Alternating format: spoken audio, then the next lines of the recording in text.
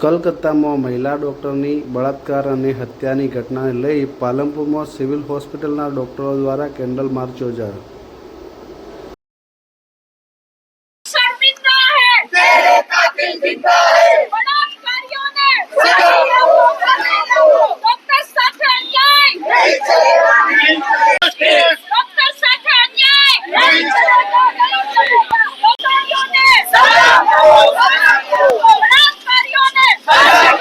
અમે બધા ભેગા થયા છીએ અહીંયા જે કોલકાતાની અંદર જે ઘટના થઈ, જે નિર્મમ ઘટના થઈ, જેને આપણે અહેસાસ પણ ના કરી શકીએ કે એ બેન ઉપર કેવું વીત્યું હશે।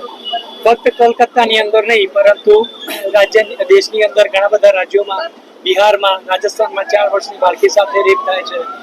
ઉત્તરાખંડની અંદર એક મહિલા જે બસની અંદર ટ્રાવેલ કરે છે અને કંડક્ટર અને એના ડ્રાઈવર એની સાથે નિર્મમ એની સાથે બળાત્કાર કરે છે। બિહાર ને યુપી ની અંદર જે દલિત મહિલા છે એની ઉપર રેપ કરી અને 50 વખત ચાકુ ગોપવામાં આવે છે એના પ્રાઇવેટ પાર્ટ ઉપર। આપણને બોલતા પણ આપણા રૂવાટા ઉભા થાય એવી ઘટનાઓ આપણે આજે સામાન્ય બની ગઈ છે।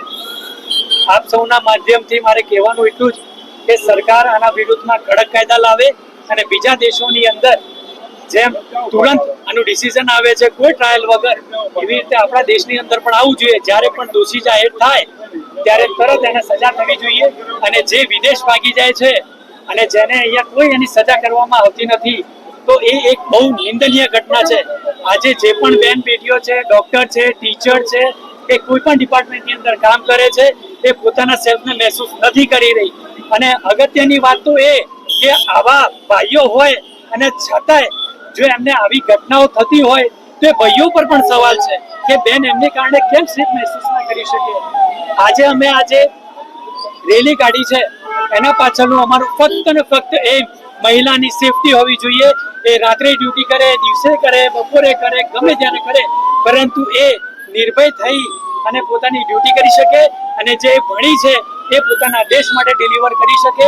અને આવી ઘટનાને તમામ રીતે કન્ડમ કરીએ છીએ અમે અને આવી ઘટના ના થાય એ માટે તમામ જે પણ જેટલા સોર્સિસ છે એમને કહું છું કડકમાં કડક કાયદો બનાવે અને દેશની બેટીને સુરક્ષિત રાખે।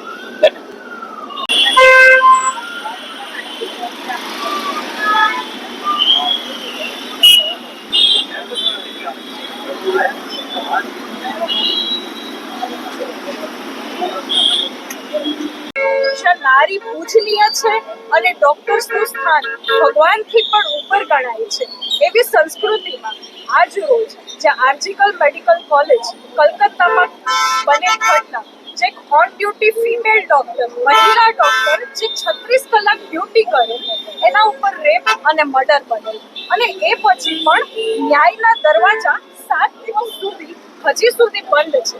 અને આ એક ડોક્ટરનો સવાલ નથી, આ દેશની દીકરીનો સવાલ છે। મેં ક્યાંક વાંચેલ કે બેટી પઢાઓ બેટી બચાવો, પણ આજે તો આ વસ્તુને જોઈ અને એમ સાકાર થયું કે બેટી ભણી પણ બચી નથી। તો મારી જે પણ કન્સર્ન ઓથોરિટીઝ છે, ગ્રાઉન્ડ રૂટ લેવલના ઓથોરિટીઝ હોય, સ્ટેટ લેવલના હોય કે નેશનલ લેવલની ગવર્મેન્ટ હોય કે આપણા જસ્ટિસ માટેનું જે પણ આપણા ઓથોરિટીઝ છે જેમ કે સુપ્રીમ કોર્ટ છે, એ બધાને મારી એક જ અપીલ કે અમારી શ્રદ્ધાંજલિ રૂપે ડોક્ટર્સ પ્રત્યે અને સમાજ પ્રત્યે We want justice! We want जिंदा है! ये कातिल जिंदा है! बहन हम शर्मिंदा है!